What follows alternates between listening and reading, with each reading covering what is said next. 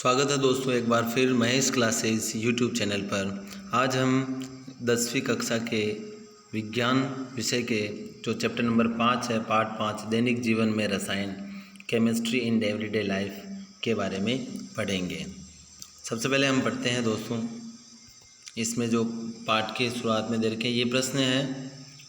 4 number का पाठ आएगा, 4 नंबर का प्रश्न आएगा इसमें दैनिक जीवन में रसायन नामक पाठ से 2+2। तो अम्ल, क्षार एवं लवण, इसमें सब शुरुआत करते हैं। अम्ल वे पदार्थ होते हैं जो स्वाद में खट्टे होते हैं तथा नीले लिटमस पत्र को लाल कर देते हैं, उन्हें अम्ल कहते हैं। इसकी ट्रिक है अनीला या अनील अम्ल नीले लिटमस को लाल कर देते हैं। उदाहरण है इसके, सिरके में एसिटिक अम्ल पाया जाता है Ca, इमली में टार्ट्रिक अम्ल ईट, संतरे में एस्कॉर्बिक अम्ल संत एशे, जठर रस में हाइड्रोक्लोरिक अम्ल जहाँ, लाल चिट्ठी के डंक में फार्मिक अम्ल लाफा पड़ा है वहाँ। अब इसकी ट्रिक है दोस्तों, ये वैसे याद हो जाएंगे, नॉर्मल है। बाकी ट्रिक है Ca यानी सिरके में एसिटिक अम्ल ईंट, इमली में टार्ट्रिक, संत यानी संतरे में एस्कॉर्बिक अम्ल, संत ऐसे संतरे में एस्कॉर्बिक अम्ल, जहाँ जठर रस में हाइड्रोक्लोरिक अम्ल, लाफा लाल चिट्ठी के डंक में फार्मिक अम्ल लाफा पड़ा है वहाँ। इस टाइप में ये ट्रिक से याद हो जाएगा लंबे समय के लिए। क्षार, क्षार वे पदार्थ होते हैं जो स्वाद में कड़वे तथा लाल लिटमस पत्र को नीला कर देते हैं। ये स्पर्श में चिकने होते हैं साबुन की तरह, इन्हें क्षार कहते हैं। ट्रिक है जैसे क्षालानी यानी क्षार लाल को नीला कर देते हैं, क्षार लाल लिटमस को नीला करते हैं। उदाहरण sodium hydroxide, potassium hydroxide, ammonium hydroxide, magnesium hydroxide. लवण, लवण अम्ल व क्षार आपस में क्रिया करके लवण व जल बनाते हैं। इस क्रिया को उदासीनीकरण क्रिया कहते हैं। जैसे ये Na सोडियम हाइड्रोक्साइड और हाइड्रोक्लोरिक एसिड, इसमें आपको दर्शाया गया है कि सोडियम हाइड्रोक्साइड का OH आयन और अम्ल का H आयन मिलकर H+OH होकर यहाँ पर H2O जल बना देंगे और सोडियम क्लोराइड लवण बना देंगे। फिर आगे आता है दोस्तों क्रिस्टलन जल। लवण के क्रिस्टलों के साथ निश्चित संख्या में जुड़े जल के अणु क्रिस्टलन जल कहलाते हैं। ट्रिक है क्रिस्टलों में जो जल पावे क्रिस्टलन जल कहलावे, क्रिस्टल में जो जल पाया जाता है वो क्रिस्टलन जल कहलाता है। तो एग्जाम्पल है सोडियम कार्बोनेट का Na2CO3.10H2O, इस दाउन सोडा में 10 अणु जल के क्रिस्टल हैं। CaSO4.2H2O ये जिप्सम है, जिप्सम में 2 अणु जल के हैं। ऐसे ही K2SO4, Al2SO4 3, बाहर क्वेश्चन में 24H2O, फिटकरी में एलम बोलते हैं इसको, 24 अणु क्रिस्टलन जल होता है। तो ये दोस्तों आपको याद रखना है। फिटकरी का 1 नंबर का प्रश्न बनता है, बाकी चीज़ें तो पूर्व की क्लासेस में आपने पढ़ी हुई है। फिटकरी का रासायनिक ये मतलब जो सूत्र होता है ये आपको लर्न होना चाहिए, इसको अच्छे से आप याद कर लेना। अब आगे बढ़ते हैं दोस्तों। आर्हेनियस के अनुसार अम्ल, क्षार व लवण की अम्ल व क्षार को आर्हेनियस, ब्रांस्टेड, लोरी और लुईस ने किस प्रकार बांटा। तो आर्हेनियस के अनुसार अम्ल वे पदार्थ होते हैं जो जलीय विलयन में H+ आयन देते हैं, हाइड्रोजन आयन देते हैं। तो HCl है, H+ क्लोरीन, H का धनायन और क्लोरीन ऋणायन दे रहा है। प्रबल अम्ल के उदाहरण है हाइड्रोक्लोरिक अम्ल, सल्फ्यूरिक अम्ल और नाइट्रिक अम्ल। इसकी ट्रिक आप याद रखते हैं, हंसना, ऐसे हाइड्रोक्लोरिक से सल्फ्यूरिक और न से नाइट्रिक अम्ल, हंसना इस प्रबल अम्ल में याद रख सकते हैं। दुर्बल अम्ल है एसिटिक अम्ल, कार्बोनिक अम्ल। इसकी ट्रिक है AC का दुर्बल अम्ल, AC, A मतलब एसिटिक, का मतलब कार्बनिक अम्ल, ये दुर्बल अम्ल है। यहाँ पर एक प्रश्न और बनता है आपके क्षार का। क्षार वे पदार्थ होते हैं जो जलीय विलयन में हाइड्रोक्साइड OH- आयन उत्पन्न करते हैं। सोडियम हाइड्रोक्साइड जल में Na धनायन प्लस OH ऋणायन में करते हैं, तो हाइड्रोक्साइड आयन ये प्रोड्यूस करते हैं। प्रबल क्षार के उदाहरण है सोडियम हाइड्रोक्साइड और पोटेशियम। इसको अपन सोडियम का Na और K का NaK यानी नाक प्रबल 6 यानी कि क्षार है, 6 का मतलब क्षार, ये इसकी ट्रिक है। दुर्बल क्षार है magnesium hydroxide, milk of magnesium MgO2 जिसका एंटासिड के रूप में यूज़ किया जाता है, और कैल्शियम हाइड्रोक्साइड, इसको बोलते हैं महंगी कैल्शियम, दुर्बल 6 का मतलब क्षार, महंगी में से हो जाएगा आपके मैग्नीशियम, महंगी से कैल्शियम हाइड्रोक्साइड, ये दोनों इसके दुर्बल अम्ल हैं। वैसे भी लर्न हो सकते हैं, पर वह कोई चीज़ अपन ट्रिक से या किसी से रिलेट कर दे तो हमें लंबे समय तक याद रहती है। ये थी आर्हेनियस की संकल्पना। अब ब्रांस्टेड लोरी संकल्पना को समझते हैं। इससे संयुग्मी अम्ल क्षार अवधारणा भी कहा जाता है। इनके अनुसार अम्ल जो होते हैं वो प्रोटॉन दाता होते हैं और क्षार जो होते हैं जो प्रोटॉन ग्राही होते हैं। जैसे HCl+H2O है, तो यहाँ पर क्या होता है, हाइड्रोक्लोरिक अम्ल से H जो होता है प्रोटॉन जो होता है जल ले लेता है, तो H3O प्लस यानी हाइड्रोनियम आयन बना देता है, तो ये तो ग्राही हो गया, प्रोटॉन ग्राही हो गया। और HCl हो गया दाता। तो HCl जो दाता है वो अम्ल हो गया, H2O जो ग्राही है वो क्षार हो गया। ये परस्पर संयुग्मी अम्ल और संयुग्मी क्षार बनाते हैं। अब आते हैं अम्ल और क्षार की लुईस संकल्पना में। लुईस अम्ल वे पदार्थ जो इलेक्ट्रॉन युग्म ग्रहण करते हैं, उदाहरण जैसे BF3, AlCl3 और जो भी धनायन होते हैं जो इलेक्ट्रॉन त्यागने के बाद में बनते हैं, वो सब अम्ल की कैटेगरी में आते हैं। लुईस क्षार वे पदार्थ जो इलेक्ट्रॉन युग्म देते हैं। जो अम्ल मतलब कि लुईस अम्ल तो वो होते हैं वे पदार्थ जो इलेक्ट्रॉन युग्म ग्रहण करते हैं, और लुईस क्षार वे पदार्थ जो इलेक्ट्रॉन युग्म देते हैं, जैसे NH3, H2O, OH minus, Cl minus यानी OH का हाइड्रोक्साइड आयन और क्लोराइड आयन। अब इसको मैं थोड़ा सा आपको एक चित्र के माध्यम से इन तीनों की डेफिनेशन में आपको आसानी से बता देता हूँ। इसमें थोड़ा ब्राइटनेस कम है इसकी। देखेंगे आप आर्यनेस जो होता है, आर्यनेस अम्ल जो होता है, आर्यनेस का जल में H+ आयन देता है, क्षार जो जल में OH माइनस आयन देते हैं। ये एग्जाम्पल दे रखा है, HCl H+ आयन दे दिया, तो जी अम्ल हो गया। NaOH जो कि क्षार है, जो ये OH माइनस आयन दे रहा है, जो आपको गोले में दर्शाया गया है। ब्रांस्टेड लोरी प्रोटोन दाता यानी धनावेश होता है, धनावेश त्यागते हैं, धनावेश देते हैं जो अम्ल होता है, और क्षार जो प्रोटीन ग्राही होता है। ये इसका यहाँ पर एग्जाम्पल दिखा रखा आपको। Ha इसने H त्याग देता है, प्रोटॉन दे देता है, तो ये दाता अम्ल हो गया। और B जो B इंडिकेटेड टू क्षार बेश, B जो ग्रहण करता है तो ये ग्राही जो है इसको क्षार बोलते हैं। और ये लास्ट में आपको दे रखी है लुईस संकल्पना। ये अम्ल जो होते हैं इलेक्ट्रॉन युग्म ग्रहण करते हैं, और क्षार जो होते हैं इलेक्ट्रॉन युग्म को देते हैं। यहाँ पे इस उदाहरण के द्वारा समझा रखा है आपको। देखिए आप BF3 जो B जो है, B का आप अगर इलेक्ट्रॉनिक कॉन्फ़िगरेशन करोगे, इलेक्ट्रॉनिक विन्यास बोरोन का होता है, इसका परमाणु क्रमांक 5 होता है। तो बोरोन के पहले कोष में 2 इलेक्ट्रॉन, दूसरे कोष में 3 इलेक्ट्रॉन होते हैं, जो फ्लोरीन के साथ एक साझेदारी कर लेते हैं। तो इस प्रकार बोरोन के 6 इलेक्ट्रॉन हो जाते हैं। अब NH 6 हो गए, लेकिन 8 चाहिए इसको।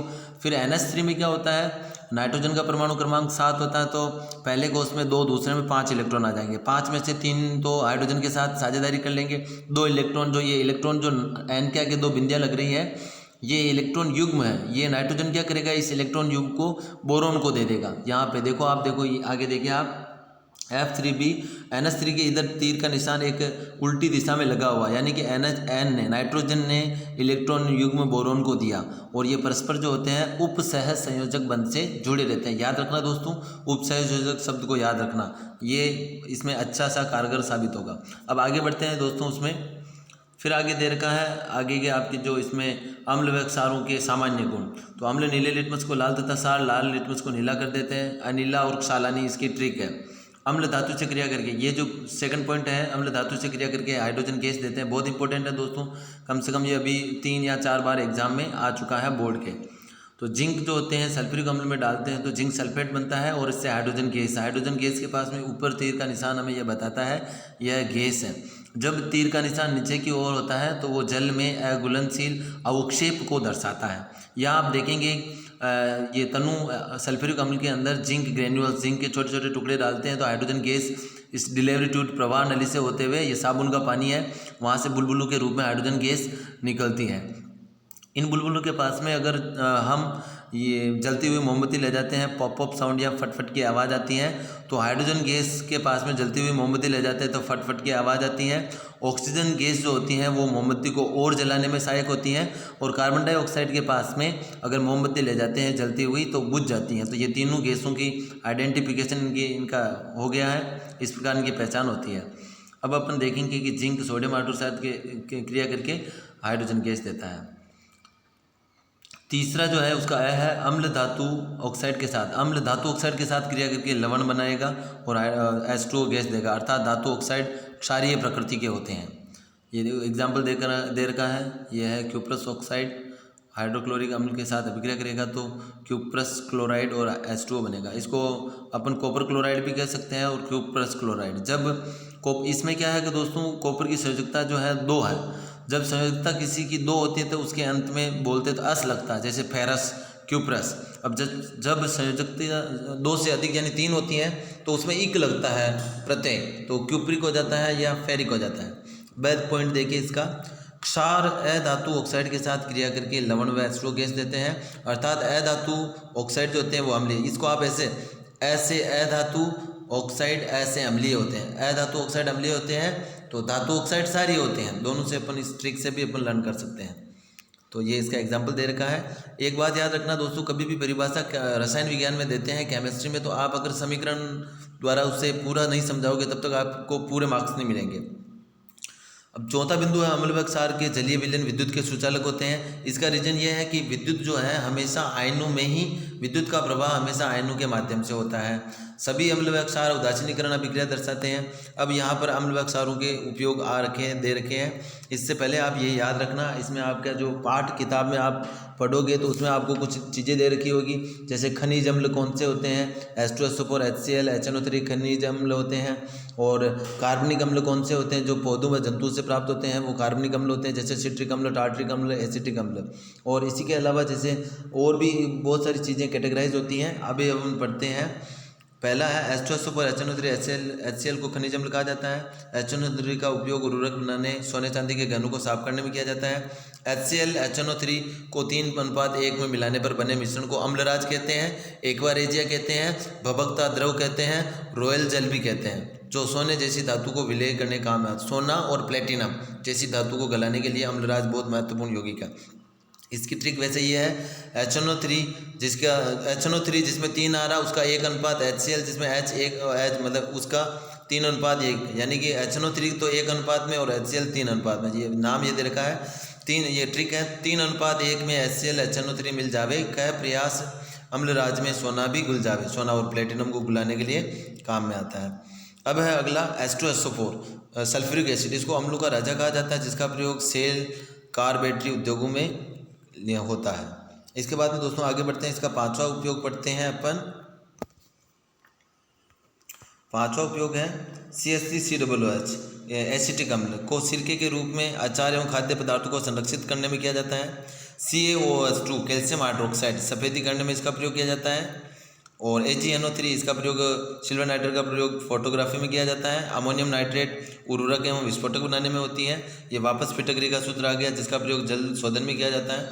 अब कुछ आगे आता है pH स्केल। pH स्केल का जो आविष्कार जो सोरेनसन ने किया था 1909 में, उन्होंने इसमें 0 से लेकर 14 तक अंक होते हैं। जब 7 से हम नीचे की तरफ 0 की तरफ आते हैं तो अम्लीयता बढ़ती जाती है, H+ आयनों में वृद्धि होती है। 7 से अपन 14 की तरफ बढ़ते हैं तो क्षारीयता में वृद्धि होती है और OH- आयन्स में वृद्धि होती है। इसमें कुछ चीज़ें दे रखी है। स्टोमक एसिड यानी इसका pH मान, स्टोमक एसिड यानी कि हमारे आमाशय में जो अम्ल हाइड्रोक्लोरिक अम्ल होता है उसका pH मान जठरस भी कहते हैं 1.0 या 1.2 तक होता है। लेमन का 2.5, विनेगर का 3.0, टोमेटो में 4.0, बनाना में 5.2 और इस प्रकार ये दे रखा है। प्योर वाटर का 7.0, ब्लड का 7.2 और क्लीन वाटर का नहीं, ये इसमें दे रखा है। ओशन वाटर यानी समुद्री जल का 8.5 होता है और मिल्क ऑफ मैग्नीशिया 10.5 होता है। इस तरह से बहुत सारी चीज़ें इसके अंदर दे रखी है। हाइड्रोजन आयन की सांद्रता का विलयन की प्रकृति पर H+ आयनों की सांद्रता बढ़ेगी तो pH मान कम होगा और घटेगी तो pH मान बढ़ेगा। और यहाँ दे रखा कि pH मान 7 से कम होता तो विलयन अम्लीय होता है, 7 से अधिक होता तो क्षारीय होता है, 7 होता तो उदासीन होता है। दैनिक जीवन में pH का महत्व में अपन देखते हैं। उदर में अम्लता, जब पेट में अम्लता बढ़ जाती है तो milk of magnesia MgO2 antacid का यूज़ किया जाता है। दंत क्षय, मुख में भोजन के कण दांतों में फंस जाने पर बैक्टीरिया इन कणों को खाकर मुख को pH 5.5 से कम देता है, जिससे दांत जो हमारे शरीर का सबसे कठोरतम पदार्थ कैल्शियम फास्फेट के बने होते हैं, उनके इनेमल को नष्ट करना प्रारंभ कर देता है। इसलिए हम उसके बचाव के लिए क्षार युक्त टूथपेस्ट का यूज़ करते हैं। और कीटों का डंक, मधुमक्खी, चींटी या मकोड़े जैसे कीट डंक मार देते हैं, इससे वो हमारी त्वचा में अम्ल छोड़ देते हैं, जिससे त्वचा में जलन व दर्द महसूस होता है। इसके उपचार के लिए NaHCO3 जो मीठा सोडा अपने घर में यूज लेते हैं उसका भी हम प्रयोग कर सकते हैं। मिल्क ऑफ मैग्नीशिया का यूज़ कर सकते हैं। अम्ल वर्षा प्रदूषकों के कारण वर्षा के जल का मान जब pH 5 से कम हो जाता है तो इसे अम्ल वर्षा कहते हैं। ये क्यों होती है? ये NO2, SO2 और CO2 के कारण होती है। जब ये पेट्रोल जलता है, ऑक्सीजन की कमी होती है तो कार्बन मोनोऑक्साइड भी होता है। ये सब मिलकर अम्लीय वर्षा, ग्रीन हाउस गैसें भी होती हैं, जिनके कारण अम्लीय वर्षा होती है, जो अनेक पारिस्थितिकी तंत्रों को प्रभावित करती हैं तथा प्रदूषकों को नियंत्रण करके हम इसे रोक सकते हैं। अब हम पढ़ते हैं दोस्तों मृदा की pH। मृदा की पीएच ज्ञात कर उचित फसल व उपयुक्त उर्वरक का प्रयोग कर अच्छी फसल प्राप्त की जा सकती है। अम्लीय मिट्टी में चूने तथा क्षारीय मिट्टी में जिप्सम का प्रयोग किया जाता है। मिट्टी का पीएच मापने के लिए हम वही मिट्टी को पानी में डालकर पीएच स्केल से ज्ञात करके हम उपयुक्त उपचार उसमें कर सकते हैं। और सोडियम क्लोराइड, अब जो आगे जो दोस्तों दैनिक जीवन में कुछ उपयोगी यौगिक हैं, उनके सबके एक तो आपको गुण याद होने चाहिए, एक उनके आपको उपयोग याद होने चाहिए, कम से कम 2 तो याद होने चाहिए, और एक वो बनते कैसे हैं, उनका सूत्र क्या है, रासायनिक नाम क्या है, उनके रासायनिक सूत्र क्या है, और उनका प्रचलित नाम क्या है, उनके क्या उपयोग हैं, किस प्रकार वो बनते हैं, क्या उनसे उप उत्पाद निकलता है, ये सारी चीज़ें जो हैं वो आगे हमारे लिए काफ़ी महत्वपूर्ण है। ये सब आपको लर्न करना ज़रूरी है। और अब आगे फिर थोड़ा सा अपन समझ लेते हैं साबुन और अपमार्जक में अंतर में। साबुन ये उच्च हाइड्रोकार्बन युक्त सोडियम या पोटेशियम के कार्बोक्सिलेट लवण होते हैं, जबकि अपमार्जक ये उच्च हाइड्रोकार्बन युक्त सोडियम या पोटेशियम के सल्फेट या सल्फोनेट लवण होते हैं। साबुन ये मृदु जल मीठे पानी में काम करते हैं, अपमार्जक कठोर व मृदु जल दोनों में काम करता है। अब साबुन कठोर जल में काम क्यों नहीं करता? इसलिए नहीं करता है कि कठोर जल में कैल्शियम व मैग्नीशियम के लवण उपस्थित होने के कारण अघुलनशील कैल्शियम व मैग्नीशियम संकुल का निर्माण हो जाता है, जिससे हमारे त्वचा पर सफ़ेद पाउडर टाइप का लग जाता है। मिश्रण निर्माण की विधि क्या है? इसमें हाइड्रोकार्बन पूंछ जो होती है जल विरोधी अंदर में उपस्थित होती है, तथा कार्बोक्सिलेट या ध्रुवीय भाग जल स्नेही मिश्रण निर्माण में बाहर की ओर स्थित होता है। और बस ये इस प्रकार का था। इसमें पूरा जो 5वां पार्ट था उसमें जो इम्पोर्टेंट चीज़ें थी मैंने आपको बताई, इसमें समझाने का प्रयास किया है। इसके अलावा भी इसमें कुछ और मतलब 4 नंबर का चैप्टर है ये। 4 नंबर में 2 नंबर के 2+2 नंबर का भी आ सकता है। आएंगे तो हमेशा टुकड़ों में ही प्रश्न आते हैं। आशा है दोस्तों आज का वीडियो आपको पसंद आया होगा। अगर आपको पसंद आया है तो हमारा ये यूट्यूब चैनल जो है इसको सब्सक्राइब करना ना भूलें। धन्यवाद। वंदे मातरम।